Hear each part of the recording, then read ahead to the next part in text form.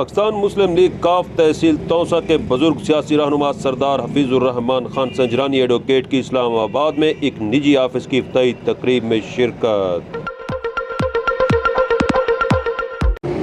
काफ लीगी रहनुमा सरदार हफीजुर रहमान संजरानी ने निजी ऑफिस का इफ्ताह करते हुए नेक तमन्नाओं का इजहार किया।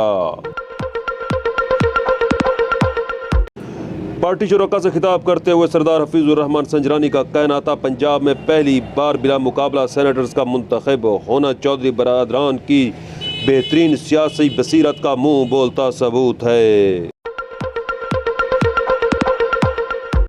चौधरी बरादरान पाकिस्तानी सियासी उफक के वो दरख्शिंदा सितारे हैं जिन्होंने हमेशा मुदब्बिराना सियासत के फरोग के लिए काम किया।